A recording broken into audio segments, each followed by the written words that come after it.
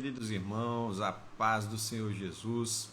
Eu queria estar falando sobre a leitura bíblica e como que nós podemos aproveitar melhor o tempo e a maneira como nós lemos a Bíblia, tá? Então eu fiz uma live no canal do YouTube e eu comecei a falar sobre esse processo, como que a gente pode ler a Bíblia de uma forma melhor, né? Como que a gente pode ler e ter um aproveitamento melhor. Só que aquela live nós começamos a trabalhar as perguntas dos irmãos e acabou que eu só toquei no primeiro ponto. É claro que aqui no Instagram, onde eu estou fazendo essa live agora, eu não cheguei a falar nada disso. Então tem muitos seguidores que estão aqui no Instagram que nem sequer sabem do nosso trabalho no YouTube, tá? E também acontece do pessoal do YouTube. Tem muita gente que está lá que não conhece a página aqui do Instagram, tá? Eu já queria deixar o meu agradecimento a cada um dos irmãos que vão participar da live aqui com a gente. Queria também agradecer a vocês que vão compartilhar essa live com outros irmãos. E também queria falar sobre isso aqui, ó, o nosso site oficial é o cursobiblicoonline.com.br. Esse quero participar é para receber esses livros aqui, ó, tá vendo? Então, na verdade, não só esses, né? A gente começou mandando esse primeiro, que é o livro do perdão, e aí essa série de livros, que por enquanto está aqui no livro 7, é uma série de livros chamado Coleção Nascer do Alto, tá?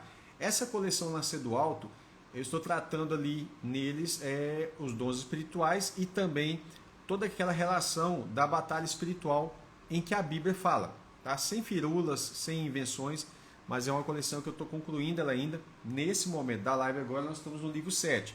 Já estou preparando o livro 8, o 9 e o 10 também. Pelo menos esses 10 livros a gente vai ter, se assim o Senhor permitir, tá bom? São assuntos extremamente importantes. Procurei trabalhar especificamente dom por dom, tá? Em alguns casos, livros específicos para cada dom. E em outros casos, como vai ser o livro 9, eu pretendo trabalhar nele vários dons que sejam um pouco mais simples de explicar, né?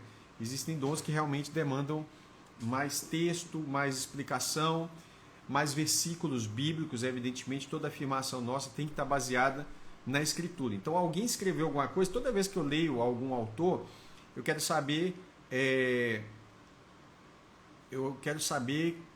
quem escreveu, como que está a origem dessa afirmação na Bíblia.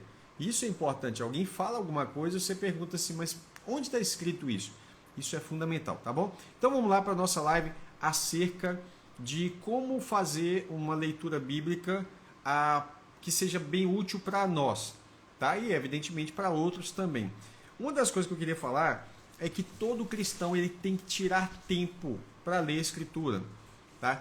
O nosso país é um país que não estimula a leitura, é um país que estimula, pelo contrário, a ignorância, tá? E aí, a palavra ignorância não é estupidez no sentido de agressividade.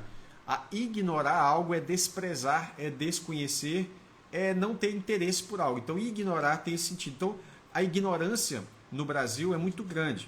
Observe que Paulo fala na primeira carta aos Coríntios, capítulo 12, ele começa falando assim: irmãos, acerca dos dons espirituais, eu não quero que vocês sejam ignorantes, né? Ou seja, eu não quero que vocês desprezem, desconheçam. Então, acerca da Escritura, de modo geral, também, nós precisamos falar isso. O povo brasileiro não é estimulado à leitura. Eu não sei se os irmãos estão perguntando se tem algo errado com a minha voz. Não está dando para ouvir bem. Eu preciso saber dos irmãos o feedback se está dando para ouvir bem, tá? Eu coloquei um microfone aqui e talvez possa ser que ele não esteja bem conectado, mas eu pergunto aos irmãos se está tudo bem com o áudio, se está dando para ouvir legal, tá? Pode ser que tenha alguma interferência por causa de um ventilador que eu coloquei aqui ao meu lado, para que não fique extremamente quente aqui. Então tá bom, a irmã falou que está ouvindo bem, glória a Deus. Então vamos lá. Então, continuando. Primeira coisa, você hoje consegue ler a Bíblia em qualquer lugar que você estiver. Evidentemente que você tiver parado, poder ler a Escritura, tá? Então você tem hoje Bíblia no celular, Eu não aconselho você a abandonar a Bíblia escrita, pelo contrário, eu acho que você deveria comprar Bíblias, não só no singular, Bíblias, e guardá-las, tá? Porque em breve eu acredito que vai ter algumas mutações. E quando eu falo de mutações, há uma tendência em aplicar a inteligência artificial como a grande tradutora de Bíblias. Isso não vai demorar, tá? Até porque ela foi treinada a partir da escritura, da Bíblia, para treinar as línguas antigas, porque nenhum outro livro na história foi tão traduzido em tantas línguas diversas, línguas que são chamadas línguas mortas, como latim, né? E outras línguas. Por exemplo, a escritura foi traduzida, ela foi escrita em hebraico e grego, em aramaico, então são línguas preciosas, antigas, mas foi traduzida para o latim, foi traduzida para milhares e milhares de línguas e seus dialetos. Então a inteligência artificial, ela adquiriu uma capacidade enorme de tradução a partir disso aí. Então cuidado, porque em breve você vai ter teólogos liberais defendendo que a melhor tradução ou a melhor versão adequada, inclusive com linguagens politicamente corretas, né, vai ser aquela versão traduzida pela inteligência artificial. Então, evidentemente, a capacidade da inteligência artificial é enorme, tá? É enorme, com as nuances do texto e tudo mais. Porém, inclusive eu quero deixar um alerta, tem muita gente escrevendo livros gospel, né? Eu não vou falar cristão, livro gospel, né, no sentido pejorativo da palavra mesmo. Mas eles não estão escrevendo, eles estão mandando a inteligência artificial escrever. Isso, irmãos, para você para pensar, você está fazendo alguma coisa que você não está fazendo na prática, Deus está vendo o fruto do seu trabalho, Ele está vendo a seriedade. Como que você lida com doutrinas, com coisas importantíssimas e confia isso a uma inteligência artificial? Né? Então, escrever por inteligência artificial não é escrever, deixando claro isso para todo mundo. Eu prefiro escrever não com toda a beleza, com toda a capacidade linguística que a inteligência tem, a inteligência artificial, mas escrever algo que seja próprio daquilo que eu quero dizer com a minha linguagem mesmo. E aí eu estou falando isso para qualquer um que for escrever. Tá? Escreve o que você quer falar para as pessoas. Até porque nós, como cristãos, não podemos ter a tendência de querer impressionar. O nosso conteúdo tem que ser para instruir. Né? Então, se você observar, escrever coisas bíblicas usando inteligência artificial é uma cilada muito grande. Eu precisava fazer esse parêntese aqui agora, embora não estava no script aqui, né? Mas é necessário falar sobre isso. Então vamos lá. Então, primeira coisa, onde quer que você esteja, você pode ler a Bíblia. Além do mais, você pode ouvir a Escritura. Existem tipos de trabalhos que você pode, tem até liberdade de deixar um fone de ouvido, enquanto você faz algo um pouco mecânico, né? Repetitivo. Então você pode acabar ouvindo a Escritura e é muito legal quando você ouve, principalmente quando você está na sua casa.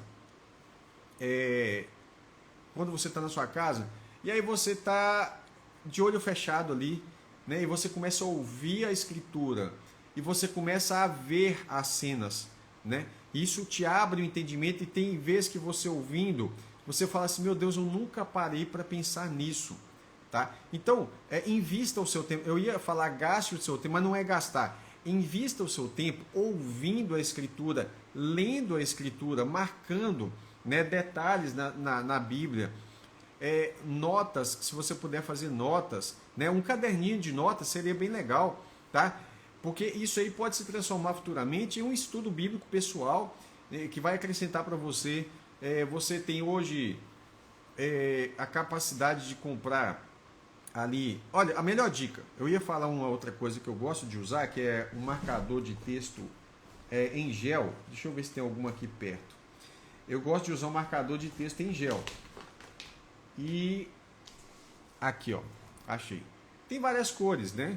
Então você tira ele, esse aqui já tá, olha, um amarelinho, um verdinho, né? Especificamente, não estou fazendo propaganda não, mas esse aqui é da Faber-Castell. E aí, ó, você tira ele e ele é um gel. Ele é como se fosse olha aí, ó. Aqui é um rosa, né? Como se fosse um gel mesmo. Não tem outra palavra, não. É gel. e ele não vaza do outro lado da folha. Mas o melhor que você pode usar é lápis de colorir, tá? Aquele famoso lápis de cor, ele é excelente para você poder marcar os seus textos bíblicos. Então, você pode criar uma ideia, tá? Por exemplo, toda vez que você for marcar algo que está relacionado com a escatologia, você usa ali, por exemplo, um lápis laranja, né? Você quer falar especificamente na área da escatologia, por exemplo, quem gosta de estudar especificamente escatologia, então marque temas. Quando fala sobre o milênio, vou pôr de azul. Quando fala sobre a vinda de Cristo, eu vou colocar de verde. Então você pode fazer isso e você vai criar para você uma ideia de que toda vez que você associar aquela cor com um tema, tá? Por exemplo, o vermelho está ligado com o sacrifício. Vamos dar a ideia aqui do sangue. Então, toda vez que falar do sacrifício, tanto o sacrifício de Cristo no Novo Testamento, como os sacrifícios do Antigo Testamento, você marca de vermelho. É uma sugestão, né? Quando fala da vinda de Cristo ali, né? E aí você marca de amarelo, um exemplo. Então, isso vai ser uma coisa que vai ser bem legal, mas você criar um modelo pessoal para você de cores. Se você puder usar, se você gosta de usar cores. Se você não gosta de usar cores, não tem problema, você pode fazer notas, né? E aí você pega um caderninho de notas, faz anotações, mas escrever faz você guardar muito melhor qualquer informação. Quando você lê e escreve.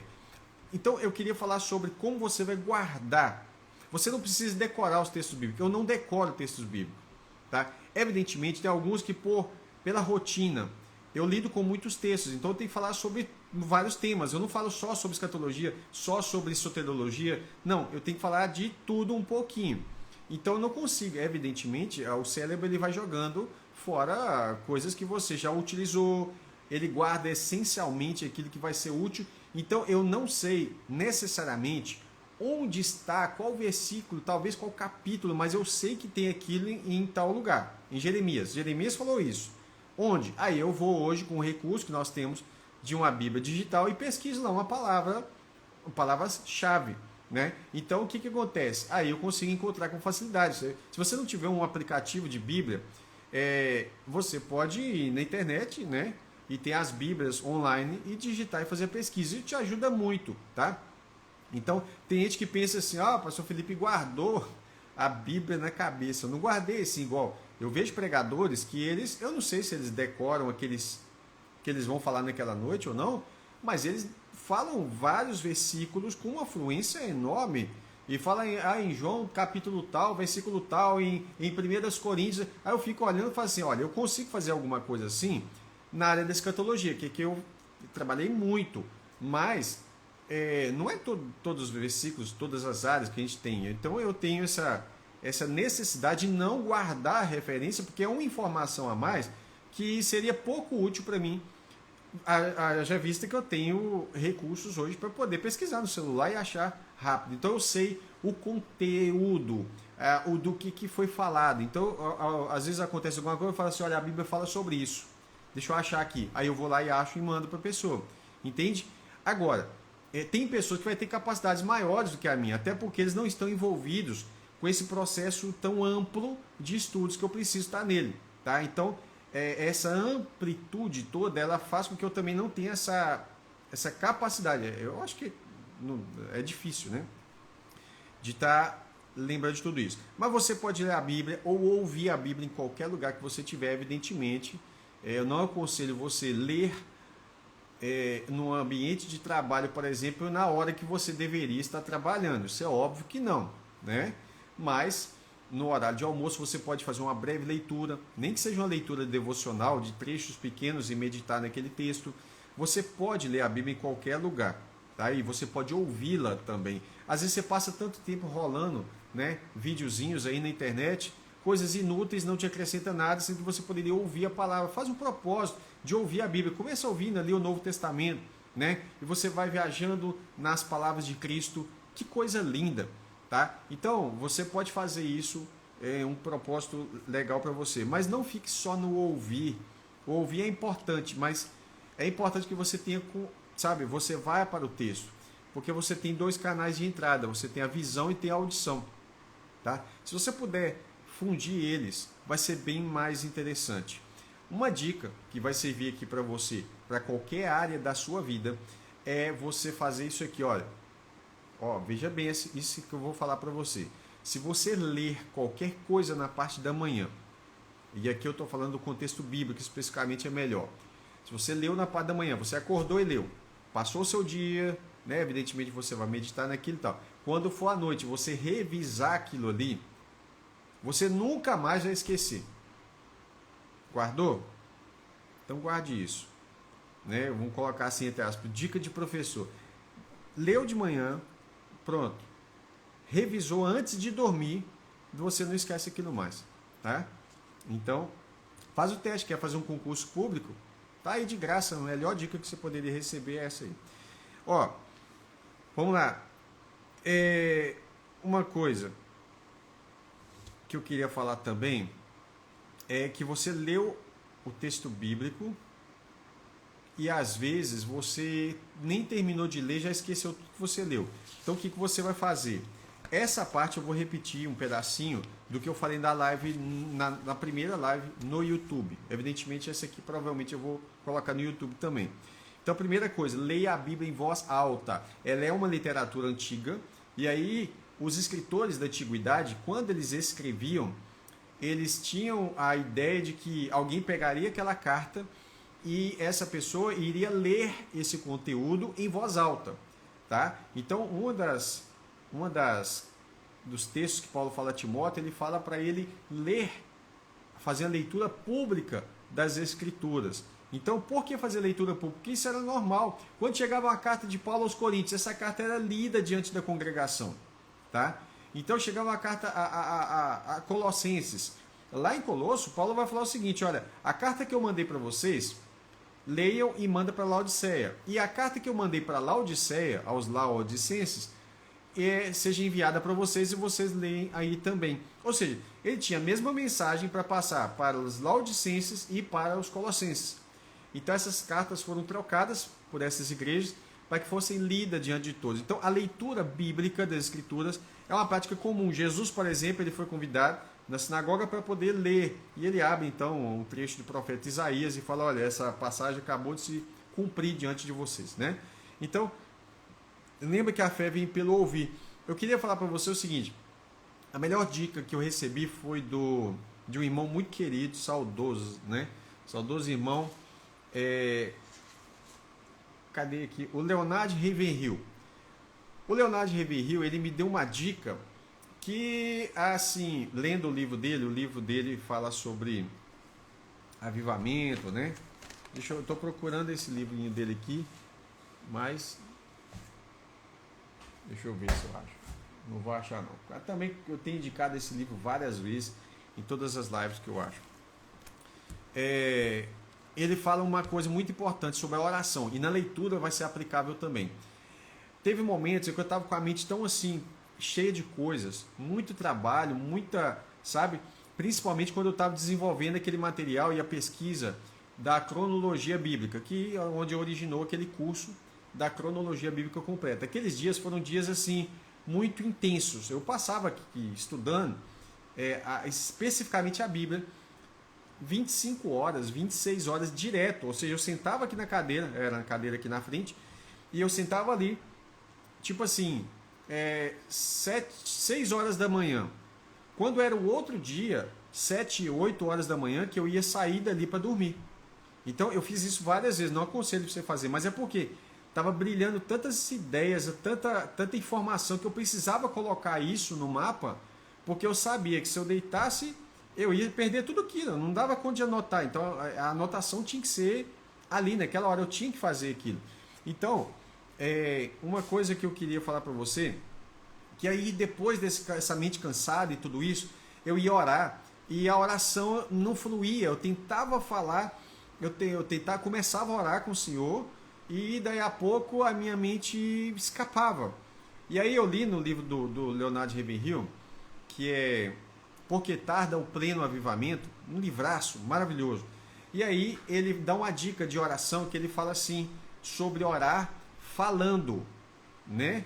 E pronunciando as palavras. por mais que você fale baixinho ou só balbuciando, vamos dizer assim, mas você movimenta a boca, porque o seu cérebro está entendendo que você quer transmitir uma mensagem e ao mesmo tempo você consegue fixar a mente naquilo que você tem para falar. Porque quando você está preocupado em falar com alguém, você fica mais atento, porque o que você pensou aqui tem que sair aqui e a pessoa tem que compreender. Então, na oração, isso foi muito útil para mim, certamente vai ser muito útil para você. Na leitura bíblica, ela é feita para ser lida em voz alta. Guarde isso, leitura em voz alta. E aí, quando você indica... o irmão perguntou ali agora, eu só vou falar isso aqui para mim não perder. Me indica um livro de teologia sistemática. Wayne Grudem, tá? Deixa eu anotar aqui para mim não perder, tá? Porque alguém já me perguntou.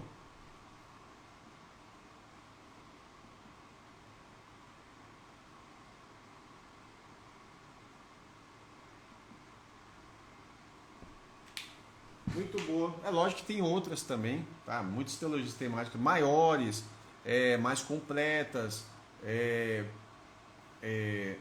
Tem uma também que eu vou indicar para vocês. Excelente.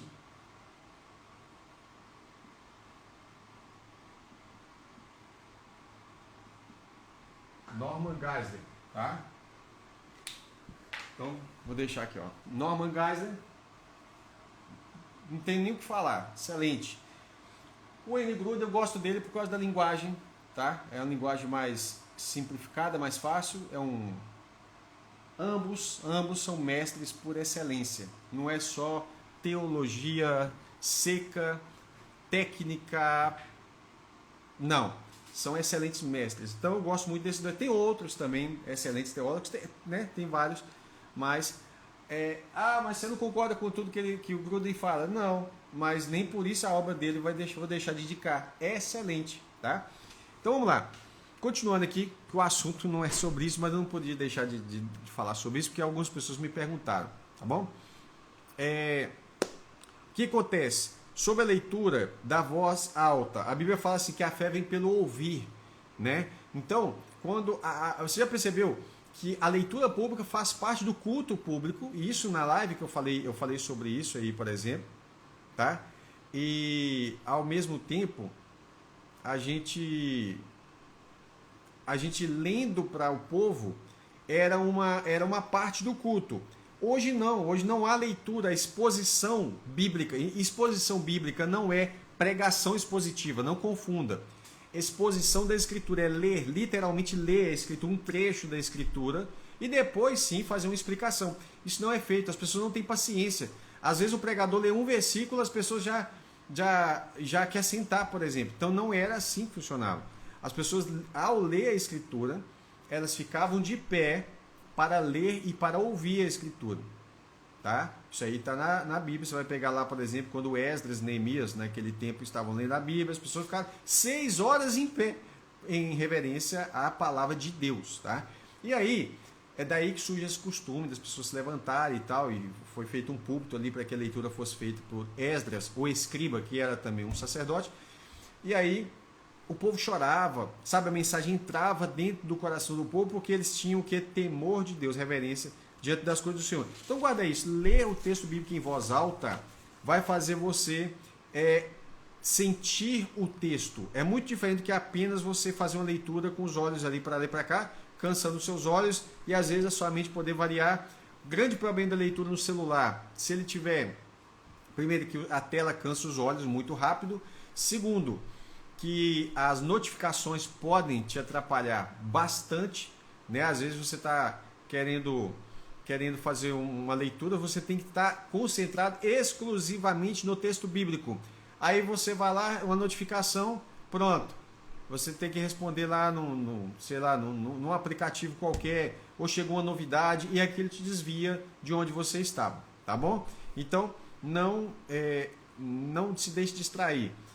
Evidentemente, se você estiver num ônibus e tal, pode ter outras coisas para tentar te distrair, mas impeça o máximo possível. Então desliga as notificações se for no celular, mas se você puder ter uma Bíblia física, mesmo carregando ela para ir para locais onde você vai, é melhor, tá bom? Então você vai ter um impacto mais profundo da leitura quando você fala. A mesma coisa daquela distração que eu falei sobre a oração, tá? Uma coisa que eu queria falar é sobre você aplicar as escrituras a você.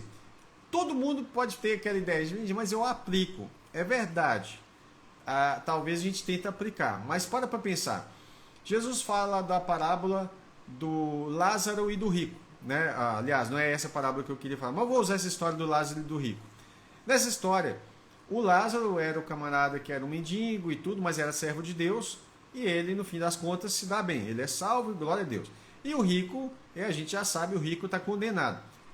Quando a gente lê, muitas vezes a gente lê pensando em nós como se a gente fosse o Lázaro.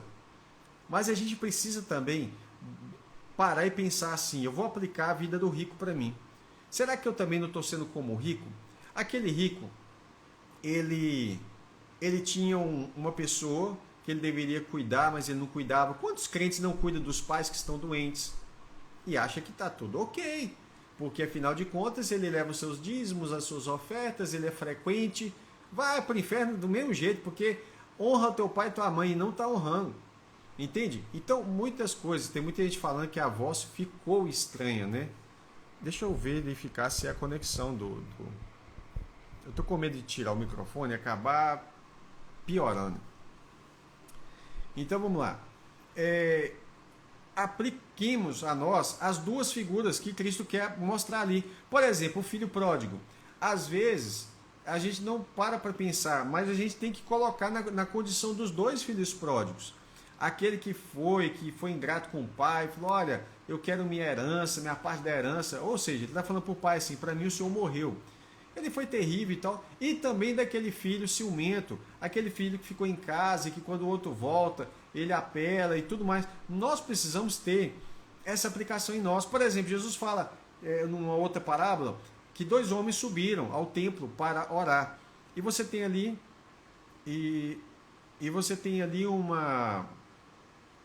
uma figura de um fariseu, né, que é hipócrita, que é um cara terrível, a sua visão de espiritualidade totalmente bagunçada, e ele acha que ele é um bonzão.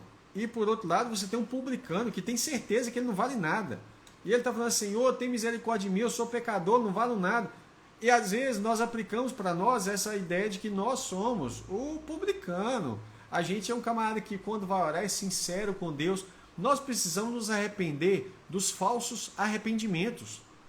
Quantas vezes a gente se arrepende com hipocrisia? Senhor, me perdoa, amanhã está fazendo de novo.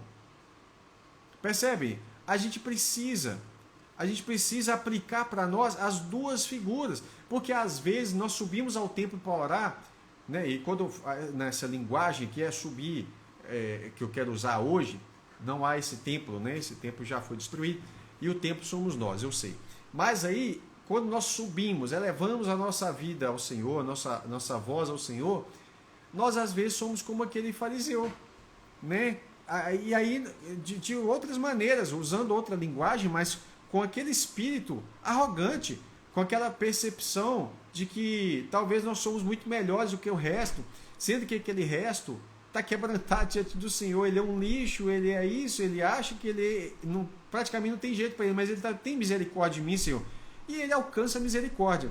Então nós precisamos aplicar as duas áreas para nós, sempre, né? Nos 2 filhos, do filho pródigo que voltou, seja em qualquer área do rico e do Lázaro, seja do fariseu e do publicano. Jesus fala o seguinte, tira a trave do seu olho, e assim você pode então ajudar a tirar o cisco que está no olho do seu irmão. Não é para deixar o cisco lá. Ou seja, Cristo quer que realmente aquele cisco seja removido. E você vai ser o canal para remover o cisco do olho do irmão. Mas antes disso, tem uma trave, vou dizer assim, uma viga no seu olho. Tira ela e aí agora você vai ver com clareza para poder edificar, para poder ajudar o seu irmão. Então, tudo isso é muito interessante da gente perceber que nós precisamos aplicar a palavra de Deus em nós, tá? Então Jesus falava assim, de uma forma muito contundente. E as parábolas não eram para ser ignorado ou tomar um partido, como se a pessoa fosse só um lado bom da história. Essa é uma tendência que o ser humano tem. Você já saiu para fazer evangelismo? Se não saiu, saia. Vai para a rua, faça evangelismo. E às vezes você vai conversar com alguém, a pessoa fala assim, mas ela está dizendo, na verdade, que ela é boa. Ela fala assim, eu não mato, não roubo, não estupro, logo eu sou uma boa pessoa. Às vezes a pessoa ainda diz até assim, eu nem beber e fumar, eu fumo. Quase que dizendo assim, que não precisa de Jesus para ser salvo. Sabe? Tipo assim, a minha boa atitude já é o suficiente, eu não preciso de igreja para me libertar, porque ele aprendeu, ou ele entende, que igreja é para livrar ele da bebida. Já que ele não bebe, ele não precisa. Do cigarro, ele não precisa. Né? Mas quando você mostra para essa pessoa que essa pessoa, sim, é um homicida, ela assusta. Porque você fala, você já matou alguém? Não. Mas você já odiou alguém? Eu odeio fulano. Aí ele cita um político de preferência. E a Bíblia fala que se você odiar alguém, você já cometeu homicídio no seu coração. Você já, às vezes é um homem, né? Ou mulher também. Você já desejou alguém que não é seu, que, né? Evidentemente. Já. Então isso aí é adultério. Então, diante de Deus, né? Não há aquela pessoa que possa bater no peito e falar que ele não depende da justiça que vem de Cristo, tá? Então, aplicar a nós esses textos quando a gente lê. Uma coisa que essa semana aconteceu comigo foi chocante, porque eu nunca fui orientado nesse sentido, nunca vi ninguém falar disso, mas quando eu estava lendo um texto de quando Deus multiplicou o azeite da viúva, eu comecei a ficar tão feliz com aquilo, porque foi algo que, mesmo estando no passado, foi algo que Deus fez. Foi algo que literalmente tirou uma viúva da miséria da morte com seus filhos.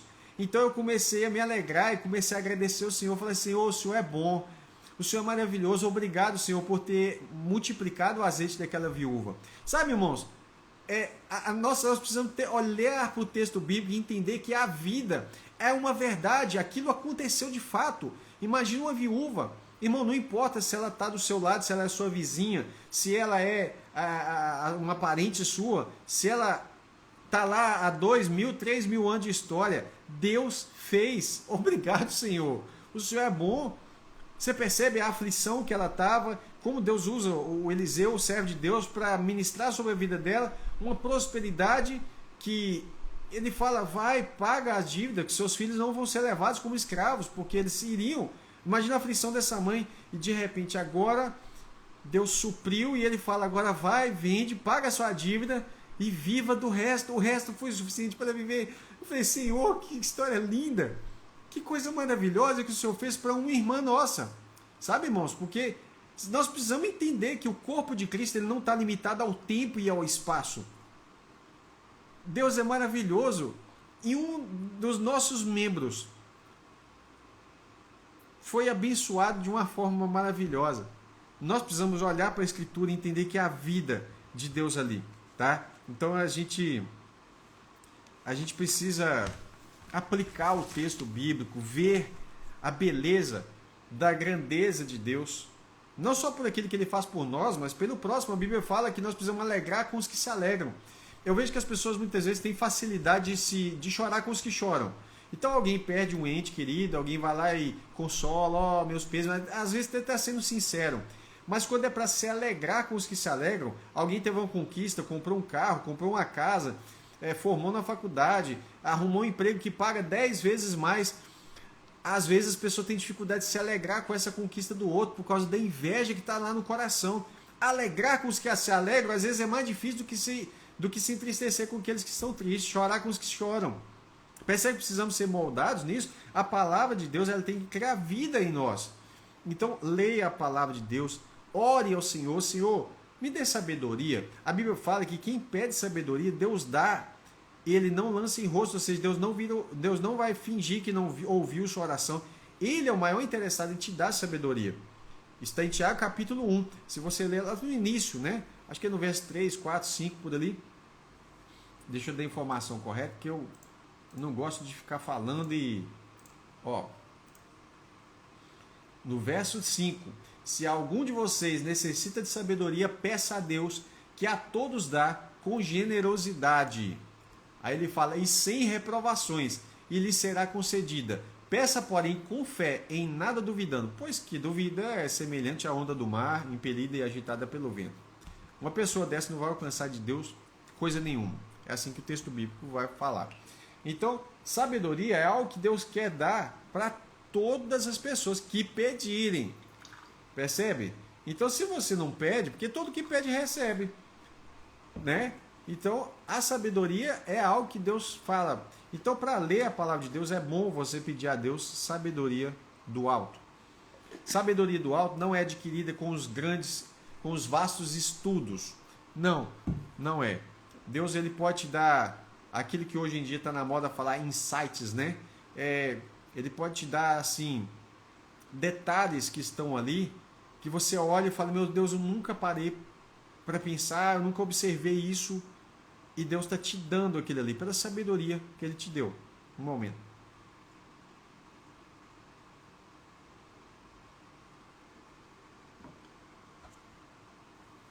Então, quando você aplica os textos bíblicos para você, você vai ver coisas assim que em você, defeitos, tá? Porque a nossa tendência como ser humano é não ver defeito em nós, mas você vai ver defeitos que precisam ser tratados ao longo da sua vida.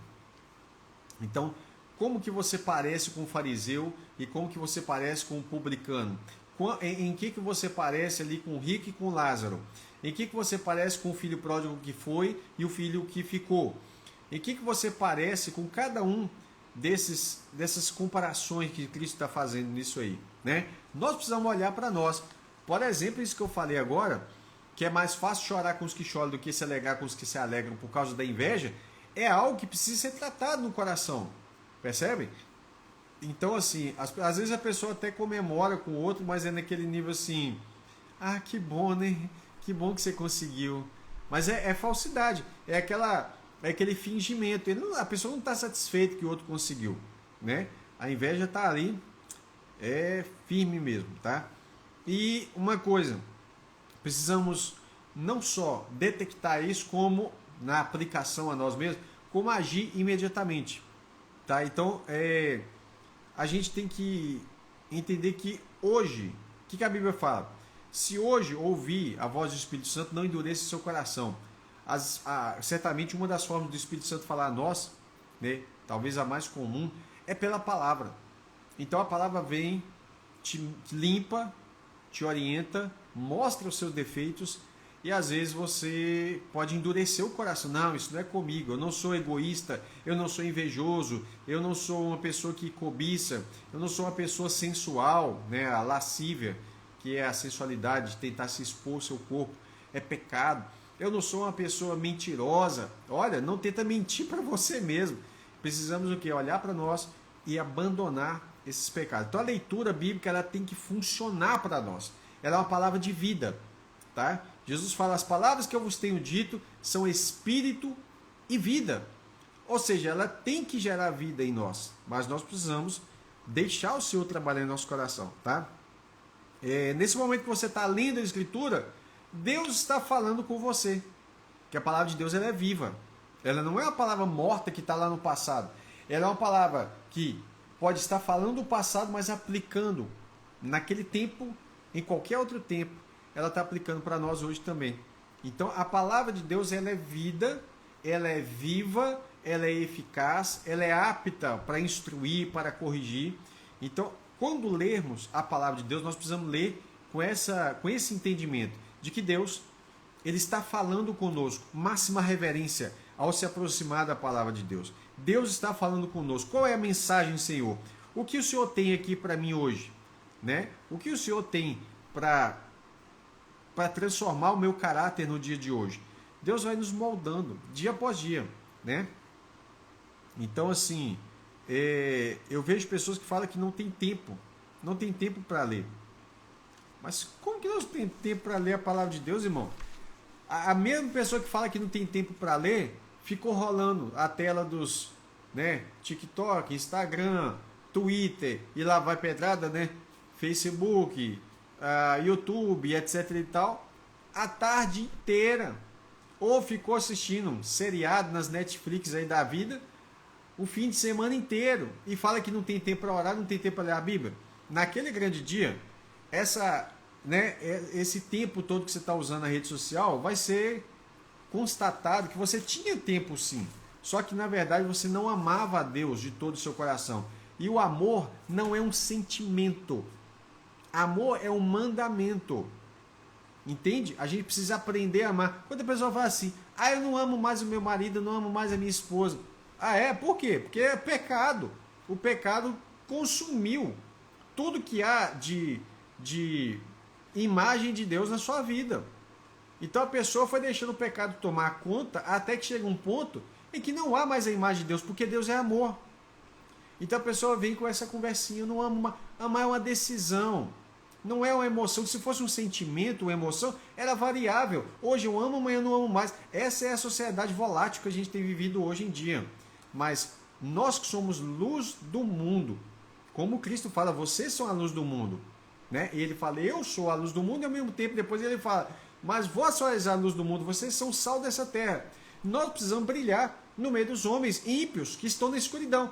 E aí às vezes nós deixamos a palavra de Deus de lado. Aplique a palavra de Deus no seu coração. Eu vou deixar aqui terminar essa live com uma dica de leitura bíblica. Livro de Tiago, 5 capítulos, pequenininho.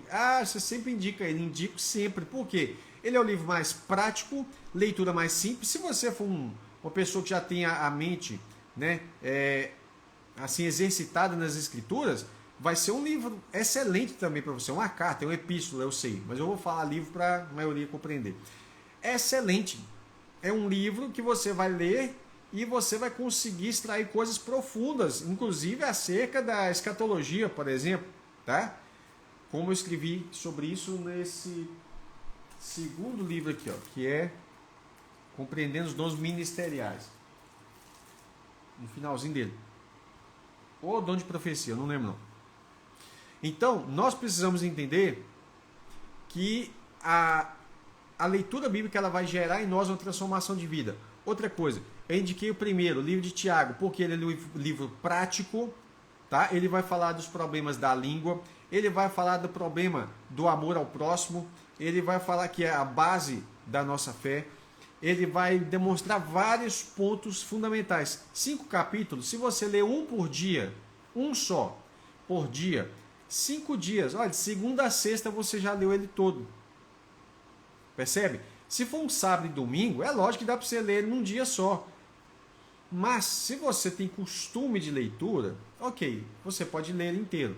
Mas é bom que você leia um capítulo por dia para você poder guardar isso, fixar melhor, não só na mente, mas, né, quando eu falo assim, para você entender, mas guardar aquilo de uma forma que você vai carregar isso para a sua vida na prática, você conseguir meditar nesses textos, né? Então, Tiago leia primeiro, depois você vai para um dos evangelhos, Mateus, Marcos ou Lucas. Por que eu estou falando um ou outro? Você pode ler a sequência, vai parecer repetitivo, porém, evidentemente, Mateus, Marcos e Lucas, eles têm detalhes importantes que o outro não tem, mas ao mesmo tempo o outro vai apresentar outros detalhes, e é sempre assim. Então, é um dos 3 evangelhos, Mateus, Marcos ou Lucas, depois o evangelho de João, né, sobre a pessoa e obra de Cristo ali, essas duas partes do evangelho vão falar sobre isso. Atos dos Apóstolos. Então, Tiago, evidentemente foi o primeiro deles a ser escrito também. Então, Tiago, Mateus, Marcos ou Lucas e João.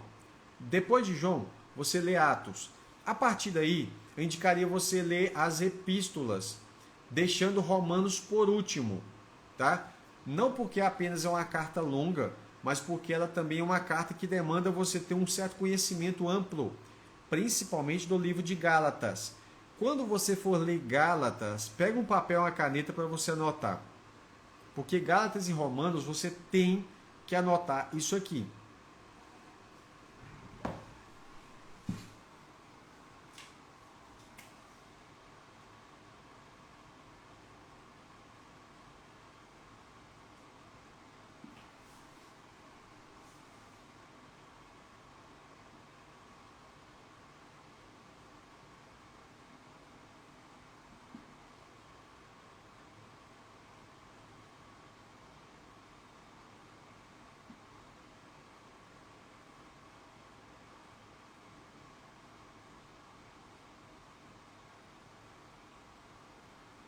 Pronto. Você tem que anotar esses trechos, tá? Quando você for ler Gálatas e Romanos, Gálatas primeiro, você vai ler todo o primeiro Tiago, depois um dos 3 evangelhos sinópticos, Mateus, Marcos ou Lucas, depois João, né, o evangelho de João, depois Atos dos Apóstolos, depois todas as epístolas depois de Romanos. Então você pula Romanos e lê todas as epístolas. Apocalipse não é epístola, né? Embora tenha as cartas ali. Então deixa Apocalipse por último. Antes do Apocalipse, aí sim você lê Romanos. Mas não lê Romanos sem ter lido todo o Novo Testamento primeiro, tá?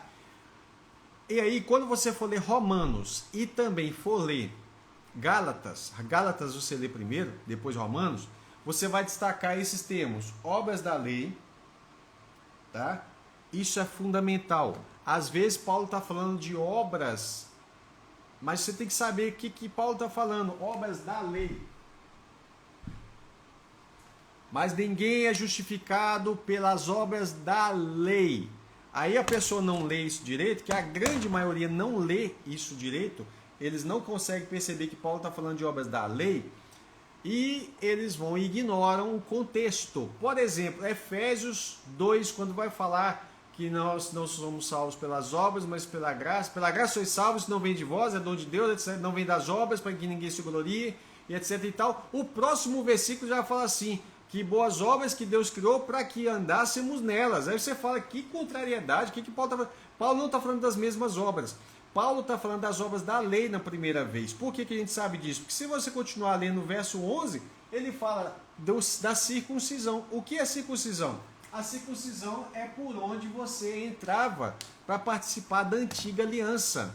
Ou seja, hoje a circuncisão é do coração circuncidado. Antes não, tinha que ter uma circuncisão feita na carne para que você introduzisse ali, pudesse participar das festas, de toda a cerimônia que tinha, de tudo aquilo ali, tinha que haver circuncisão. Então ele vai falar dos circuncisos e incircuncisos, que é quando Davi fala do Golias, por exemplo, que é esse incircunciso, ou seja, esse que não tem aliança com Deus, de um povo que não tem aliança, para afrontar os exércitos do Deus vivo, né? Então, lá em Gálatas e Romanos, destaca esses trechos, obras da lei, debaixo da lei, sob a lei. Debaixo da lei e sob a lei é a mesma coisa. Sob é o que está embaixo. Mas às vezes a tradução coloca debaixo e sob. Ou às vezes coloca sob, só ou debaixo. Então destaca tudo isso. Para você entender o contexto dessas duas epístolas que são extremamente difíceis se a pessoa não tiver essa chave. É uma chave simples agora que você está entendendo, para entender qual é a motivação de Paulo escrever aos Gálatas. E ele fala, gente, será que eu trabalhei em vão?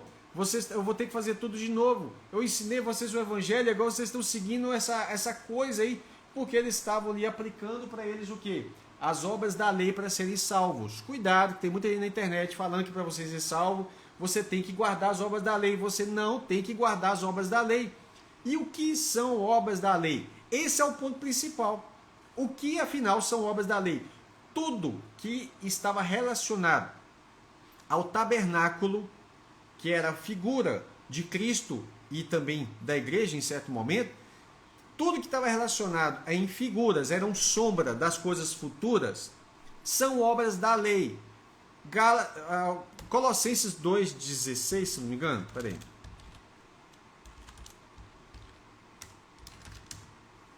Deixa eu pegar aqui.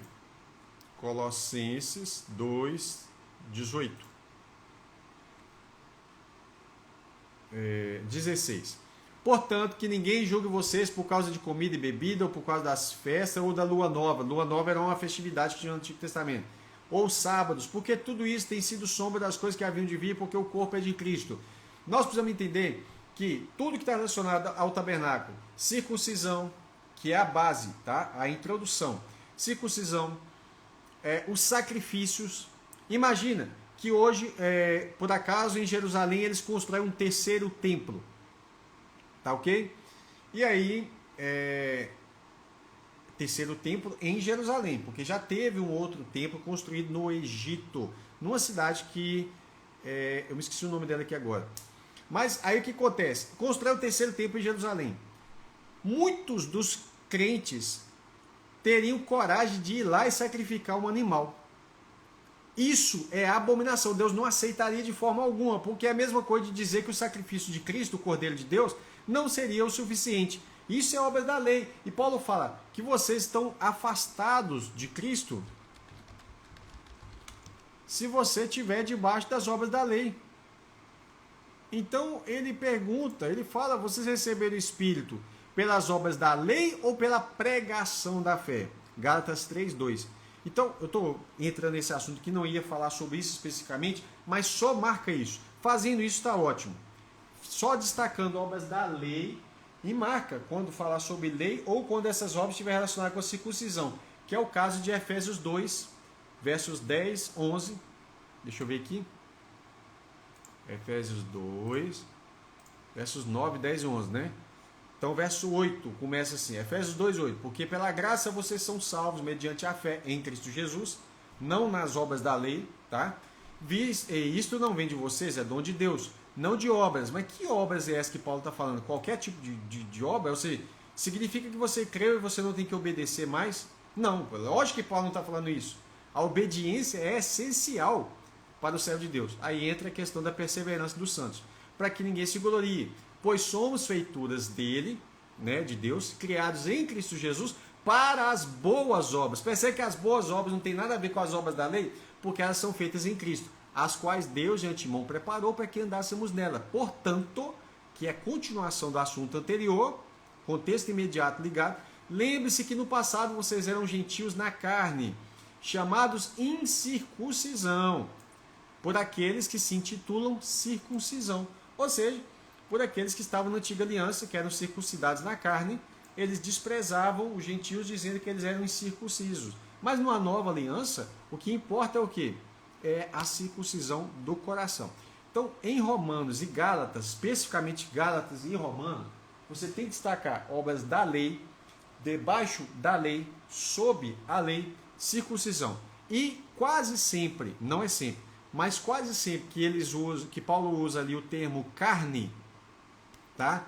Algumas traduções vão traduzir por natureza humana, mas tem circunstâncias que isso não dá para aplicar. Por exemplo, em Gálatas 4, tá? Então, carne está falando também das coisas relacionadas à antiga aliança, tá bom? Então, eu acho que essas dicas para a leitura do Novo Testamento vai ser essencial. Vou repetir. Tiago primeiro, primeira epístola que você vai ler, Tiago. Depois, Mateus, Marcos ou Lucas. Se quiser os três evangelhos, não tem problema, mas vai ficar repetitivo. Mas tem acréscimos de informações, isso vai ser útil para você. João, Atos, pula Romanos e lê todas as epístolas, volta em Romanos e fecha com Apocalipse, porque evidentemente você vai precisar disso aí para o Apocalipse. Eu não aconselho ler o Apocalipse sem antes você ler Daniel e Zacarias. Evidentemente todos os demais profetas, mas esses são os mais, né? Daniel, Ezequiel, Zacarias. Se puder escolher dois ali, Daniel e Zacarias, pelo menos. Mas tem uma coisa muito importante que eu preciso falar. Na cronologia bíblica, eu mostrei para os irmãos que mais da metade da história bíblica, desde Adão até passando por Cristo, até a morte de João, que foi o último dos apóstolos a morrer, foi João. Desde Adão até a morte de João, o livro que ocupa mais da metade da história é Gênesis. Por incrível que pareça, aqueles homens viviam muitos anos. Então, Gênesis, sozinho, ele começa com Adão e termina com um caixão no Egito, que é o caixão de José, que morreu no Egito. Então, desde Adão até a história de José, que morreu lá no Egito, você tem a maior parte da história bíblica em tempo. Estou falando de cronologia bíblica. O livro do Gênesis é extremamente importante. Ele se conecta praticamente com todos os livros da Bíblia. O livro de Gênesis é a essência, a base, o fundamento para que todos os outros livros sejam desenvolvidos. Então, por exemplo, você vai falar com seu filho sobre a criação. Quem criou o mundo? Deus. Aonde que você vai? Gênesis. A base, a origem da criação está em Gênesis. Não só isso, ali tem a origem também de um povo. Que povo? A descendência de Abraão, que vai começar a passar antes de Abraão, vem lá, né, os filhos de de Sete, que é um filho de Adão, que nasce depois de Abel, né? Sete, a linhagem de Sete passa ali por Enos, Enoque, né? Aquela turma toda, e aí vai chegar em Noé, dos filhos de Noé chega em Sem, dos semitas vem toda aquela turma, e aí até chega em Abraão, Isaac e Jacó. Pronto. Todo o Gênesis trabalha até depois de Jacó, os seus 12 filhos, incluindo José, que foi para o Egito. Essa base tem que estar firmada na sua mente, sobre as 12 tribos de Israel. Tem gente que não sabe o que é as 12 tribos. Os 12 filhos de Jacó, na terra de Canaã, quando eles saem do Egito e conquistam a terra de Canaã, Deus deu um pedacinho de terra, como se fossem os estados brasileiros, né? Ele pegou 12 territórios ali dentro do território de Canaã, dividiu Israel. Quem é Israel? Jacó, o pai dos 12 filhos, né? Deus mudou o nome de Jacó para Israel, ou acrescentou esse nome para ele, assim fica mais fácil. Então Jacó, também chamado Israel, ele teve 12 filhos. Então aquela terra que foi prometida a Abraão, passou para o seu filho Isaac, Jacó, ela chega e é entregue para os seus 12 filhos, mas os filhos não estavam vivos mais. Então quem recebe? Os filhos desses filhos, que foram famílias, vão formando clãs, tribos, literalmente tribos. E cada tribo, por exemplo, a tribo do Felipe, não sei quantos mil pessoas, receberam um pedaço de terra. Então quando você pega o mapa de Israel, tem as tribos de Israel. As tribos ali de Judá, a de Benjamim, onde fica a cidade de Jerusalém, né? E várias tribos importantes, como a tribo de Efraim, extremamente importante, e todas elas. Isso é o que? Territórios que foram dados aos descendentes de cada um dos 12 filhos de Jacó. Muitos crentes não sabem disso. Eu vou pedir a você um favor, se você puder, no nosso canal do YouTube, tem lá aulas de livro, capítulo a capítulo de Gênesis. Por favor, você pode até ter visto Êxodo, que é maravilhoso, Levítico é fantástico, Apocalipse também é uma bênção, né? Mas veja o de Gênesis, não deixe Gênesis de lado. Como que Jesus aparece em todos os capítulos de Gênesis? Isso é lindo. Ele é a palavra, ele estava na origem. João, quando ele fala do seu evangelho, ele fala, no princípio era o verbo, e o verbo estava com Deus, e o verbo era Deus. Todas as coisas foram feitas por ele. Sem ele, nada do que foi feito se fez. No princípio era o verbo. Esse princípio que João aponta está lá em Gênesis, falando Bereshit bara Elohim. No princípio criou Deus os céus e a terra. Enfim, preste atenção nisso. Eu sei que você vai ler Tiago, aquela sequência toda que nós passamos, mas não deixe de estudar o Gênesis. Ele é uma base fundamental para você compreender. Quer ler a carta aos Hebreus? Leia, mas não leia Hebreus sem antes ler Gênesis, Êxodo, Levítico, Números e Deuteronômio. Depois que você lê, inclusive Josué, que Hebreus cita Josué, mas pelo menos a lei, aquilo que é chamado de Torá ou Pentateuco, Gênesis, Êxodo, Levítico, Números e Deuteronômio. Está com dificuldade? No canal Curso Bíblico Online eu expliquei lá já Gênesis todo, capítulo a capítulo, Êxodo. Eu queria saber sobre o tabernáculo, tá lá, Êxodo. Ou tem também uma playlist só sobre o tabernáculo. Levítico, que era um dos desafios maiores que eu pensava que encontraria. Deus deu bênção para a gente explicar Levítico. Números, nesse momento eu estou concluindo o livro de Números. E vamos assim, então, eu acho que até você chegar lá a gente já vai fazer Deuteronômio também. Por que isso primeiro lá? Porque a Bíblia começa do começo, do princípio, do início. Então foi aí que eu comecei. Para quê? Qual é o objetivo? Poder explicar Hebreus, embora eu já fiz o estudo de Hebreus, né?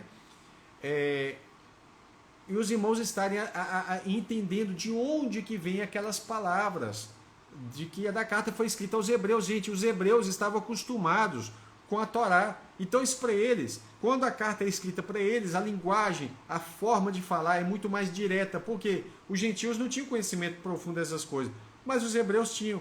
Então a epístola aos Hebreus ela é profunda nesse aspecto de que alguém tem que conhecer a lei para poder dissecar essa epístola com propriedade. Tá bom, meus irmãos? Deus abençoe. Eu vou ficar por aqui. Vou tentar salvar essa live. Se for possível, eu vou colocar ela no YouTube também, se Deus quiser. Tá bom? Repetindo aqui, alguém tinha perguntado sobre indicação de teologia sistemática. Norman Geisler. Eu não sei se fala Geisler, né? Mas eu acho que é Geisler. Wayne Gruden, né? Foi a primeira teologia sistemática que eu tive. sempre eu pego para ler, né? Esses dias mesmo eu estava lendo algumas coisas que ele fala ali sobre dons espirituais, ele fala sobre milênio também, acho que é bem interessante. Norman Geisler é no excelente sentido, é um gigante, né? da teologia, muito bom também. Então, deixa eu só escrever a sequência. Será que eu vou conseguir escrever aqui? Não, essa canetinha aqui não está funcionando. Então, Tiago. Apareceu aí? Tiago. Depois, Mateus ou Marcos ou Lucas. Depois, João, Evangelho de João. Depois, Atos. Depois, Epístolas. Deixando por último, vou deixar aqui por baixo, Romanos. E depois Apocalipse. Só que eu aconselho Apocalipse só depois de você ter lido primeiro Daniel e Joel. Pelo menos Daniel e Joel, para você vir para Apocalipse. Tá? Outra coisa, a Epístola aos Hebreus, leia antes de Romanos. Você nunca vai entender Romanos e Gálatas sem entender as obras da lei, que estava relacionada ao tabernáculo. Então, para você ler Hebreus, antes de Romanos, Hebreus, aí você, das epístolas, deixa Hebreus antes de Romanos, tá? Lê todas as epístolas sem ler Hebreus e Romanos. Antes de ler Hebreus, você vai ler Gênesis até Deuteronômio, tá? Ou seja, eu vou colocar aqui Torá, em vez de colocar Pentateuco, Torá, tá bom? Então, Gênesis, Êxodo, Levítico, Números, Deuteronômio, vai para Hebreus. Terminou Hebreus? Ok. Vai para Romanos. E aí, Daniel, Joel e vai para Apocalipse. Isso aqui eu estou fazendo a leitura rápida para, né? Isso, o Leandro perguntou, Gálatas antes de Romanos? Boa, eu tinha pensado nisso agora que eu falei, você já falou aí, então foi uma confirmação boa. Realmente, como Gálatas e Romanos são epístolas que o tema é o mesmo, então deixa para ler todas as epístolas, lê tudo primeiro, menos Hebreus e Gálatas e Romanos. Antes de ler Hebreus, lê a Torá, Gênesis, Levítico, Número e Deuteronômio. Vai ler Gálatas e Romanos por último, e aí Daniel, Joel, Apocalipse. Agora, isso não atrapalha você ler os Salmos, Provérbios e Eclesiastes durante a leitura de qualquer um deles. Tá? Então começou a ler Tiago, já pode ler lá Provérbios e Eclesiastes e pular para os Salmos. Tá? Porque isso vai te acelerar muito na sabedoria, principalmente sabedoria prática, Provérbios e Eclesiastes. Tá? Eles não têm tempo para vocês lerem. Evidentemente, quem está com a mente mais madura, ao ler os Salmos, vai tirar coisas assim preciosíssimas. Tá bom? Então, por enquanto vou deixar isso aqui, não quero que ela fique muito pesada, muito densa, muito confusa. Eu acho que o quadro já está até confuso. Queria convidar você a visitar esse site aqui, ó, queroparticipar.com.br. A gente tem um outro site que é o curso bíblico online, mas não é esse. Queroparticipar.com.br, que é para você receber, deixa eu abaixar aqui, esses livros aqui, ó. Tá? Não esses, outros também, tá? Então, esse aqui é o 7º de uma coleção. Esse aqui não, esse aqui é sobre o perdão. O 7º de uma coleção, o 8º já está ficando pronto, 9º, né? E o 10º, espero que chegue a pelo menos 10 livros dessa coleção. Não para fechar um número simplesmente, mas é porque eu tenho um assunto importante para concluir ainda. Deve demandar mais uns 2 livros, tá? E outros também que Deus vai nos permitir fazer, que é sobre esse assunto que nós estamos falando aqui, sobre o tabernáculo, sobre as festas, sobre o milênio, né?